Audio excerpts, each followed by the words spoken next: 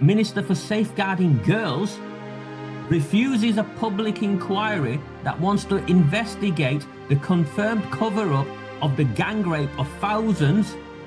Well, they won't give us a number, will they? So I'm saying thousands because they won't give us a number. This has been talked about across the world on their news channels. We're being spoken about now across the world as if we're a third world banana republic. We are. Yeah. I've worked in third world banana republics. Yeah. Well, how are we better, Nick? How are we better? Yeah. If this was happening in another country, the UK Parliament would be talking about putting sanctions on that country until they stop raping their own children. That's what we'd be doing if it was a different country. So we need some countries saying that in their parliaments about us. We have facilitated, as a country, as a government, our government has been active partners in the facilitation of the gang rape of hundreds of thousands of children, working class children, over decades in exchange for what? Power, votes, maintaining a myth of how a multicultural vision that they try and portray actually is not working on the ground? I think they've done for coming to those conclusions.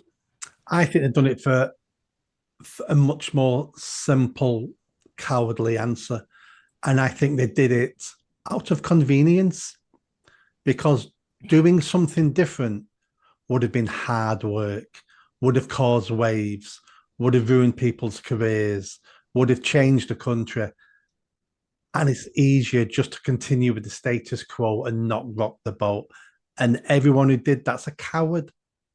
Yeah, coward is the right word. Complicit. Yesterday, 300 and more Labour Party MPs whipped, Nick, whipped to say you can't vote for a public inquiry into the cover-up of the gang rape of children.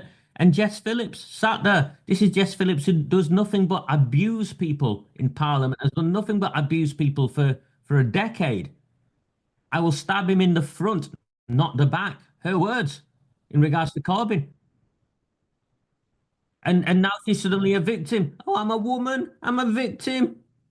Elon Musk has said nasty things about. Elon Musk used the term rape genocide apologist. Yes, that was probably the worst thing he said. Rape genocide is a proven tactic of the Pakistani regime against the Bangladeshis in the 70s. Rape genocide is a matter of fact. It's a strategy used in Pakistan. It is culturally embedded in the psyche of that nation, that their men were sent out to go and try and breed, infect the breed of another race and commit genocide. Matter of fact, The Guardian reported it. I put a link up of a Guardian article from a few years ago. The Guardian reported, was it between 300 and 400,000, and those are conservative estimates, women who were repeatedly gang raped, girls as young as 9 taken to camps. This is a matter of fact. This is a strategy used by Pakistan. It is in their culture. Yeah, and it was actually approved by religious leaders in Pakistan and political leaders, calling these women war booty. And if you take women as slaves as war booty, you can rape them. All this is documented from the 1970s. The clerics in Pakistan encouraged it by saying the Bengalis as a race are not really Muslim. They are inferior Muslims. They've been infiltrated by the Hindus and the customs from the Indians. And the reason why it's relevant, Nick, I'm not giving people a history lesson, is that these are the very same arguments used by men who were convicted that we know about, who gang raped these white girls. They are less worthy than us. They are trash. They are whores. They are, they are asking for it. It's their culture. It's their religion, So it's the very same. And Nick, I spent my early career working in working class white communities where we tackled prejudice in an old fashioned way. Yeah. And we talked about how and there were anti-racist programs, government programs, all of that. Why are we now too afraid to tackle what is clearly racist attitudes embedded in some of our ethnic minority communities that has led to the conditions that facilitated the gang rape of tens of thousands, hundreds of thousands of working class white girls? Where is the government intervention? Cowardice again. Cowardice. We've not had any decent leaders, I don't think, since Thatcher. Everyone has been a career politician.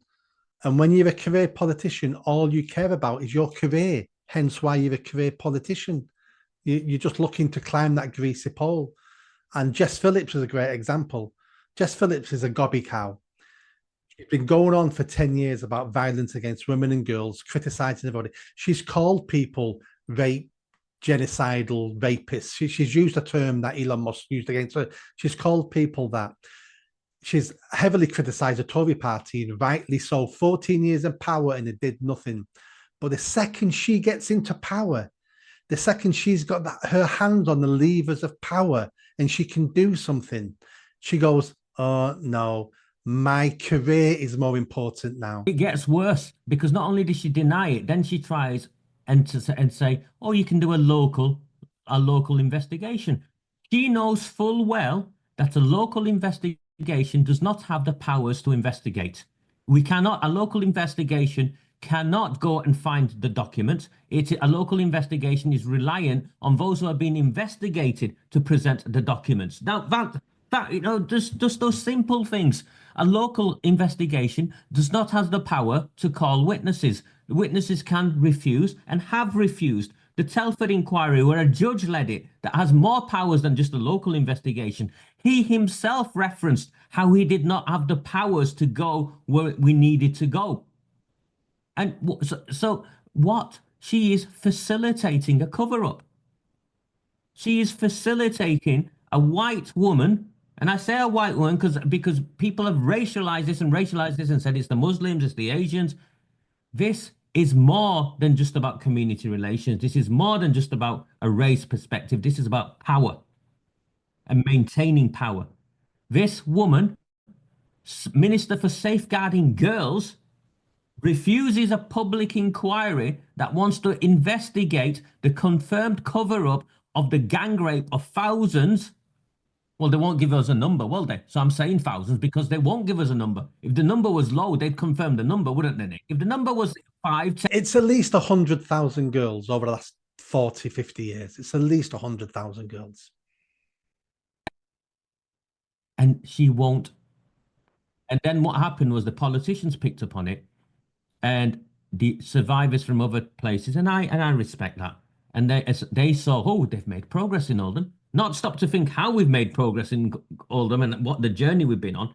And said, oh, what about Telford? What about Rotherham? What about Bradford? What about Newcastle? Nick, as a father, how can I look at them and say, this is about us and not about you? I can't. This is about all of us.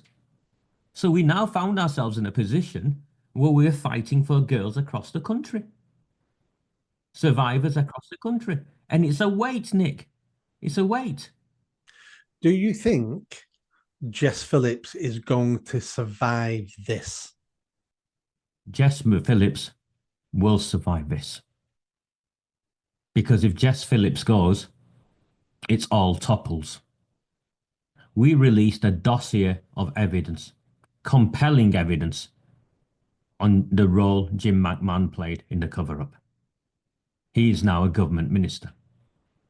We released evidence of how Angela Rayner, the Deputy Prime Minister, had signed off backing a report from Andy Burnham, the Greater Manchester Mayor, as one of the most thorough pieces of work ever done on this.